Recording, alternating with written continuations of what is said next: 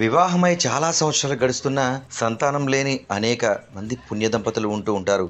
అటువంటి వారు ఈ ఆలయానికి వచ్చి ఆ ఊయల చుట్టూ 3 సార్లు ప్రదక్షిణ చేసి బాలిక రూపంలో ఉన్న అమ్మవారి ఉయ్యాలను 3 సార్లు ఊపితే ఖచ్చితంగా సంతాన ప్రాప్తి ఉంటుందంటున్నారు గ్రామస్తులు. ఇందుకీ అలాంటి ఆలయం, ఆ చరిత్ర ఎక్కడుందనుకుంటున్నారా? కాకినాడ జిల్లాకు సంబంధించి రూరల్ ప్రాంతంలో కొత్త సురవరం గ్రామ ఆరాధ్య దేవత శ్రీ పరదేశమ్మ అమ్మవారిని చెప్పుకోవచ్చు. అమ్మవారికి సంబంధించి చిన్నారి రూపంలో అమ్మవారి దర్శనమిస్తూ ఉంటారు. ఇక్కడ అమ్మవారి మహిమాన్వితం, అత్యంత ఆధ్యాత్మికం అని ప్రజలు, భక్తులు చెబుతూ ఉంటారు. ఆలయానికి వెళ్ళే ముందే మనకి కుడివైపున అమ్మవారి ఉయ్యాల కనిపిస్తుంది. పరమపావనమైన స్వయంభూ వృక్షం సైతం కనిపిస్తూ ఉంటుంది.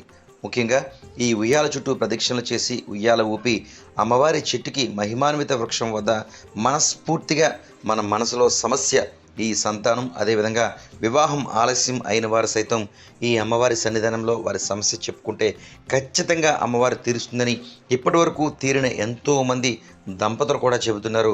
శ్రీ పరదేశమ్మ అమ్మవారు అంటే చిన్నపిల్ల అమ్మవారుగానే మనకి ఇక్కడ నిలిచింది. అలాగే ఈ అమ్మవారిని ఈ ఉయ్యాల్లో ఎవరైనా పెళ్లి కావాలన్న వాళ్ళు వచ్చి ఉయ్యాల ఊపి వాళ్ళు నమస్కారం చేసుకుంటే మనకి పెళ్లి కలుగుతుంది. అలాగే సంతానం లేని వారు ఎవరైనా ఈ అమ్మవారిని వచ్చి 11 సార్లు ఉయ్యాల ఊపి అమ్మ నాకు సంతానం లేదని మొక్కుకున్నతో వాళ్ళకి సంతానం కలుగుతుంది. అలాగే మన పరదేశమ్మ వారు ఎంతో మహిమగల చిన్నపిల్లలాగే మనకు అవతారం ఇచ్చింది.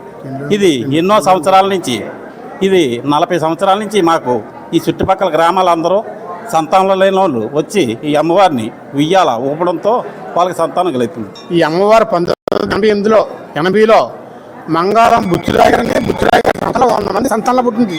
ఈ పరదేశమ్మ రాజుల అమ్మాయి అనమాట. ఈ అమ్మాయి 100 మంది సంతానం కూడా సంతానలక్ష్మి, మన పరదేశమ్మ కాదు, సంతానలక్ష్మి. ఈ సంతానలక్ష్మి వచ్చి ఎవరు పిల్లలు లేకపోయినా సరిగా వచ్చి అమ్మవారి దగ్గరికి వచ్చి ఓ చెట్టుకి ఉయ్యాలు కట్టి ఉయ్యాలు ఊపితే వాళ్ళకి మనసు రాబోరికి సంతానం కలుగుతుంది.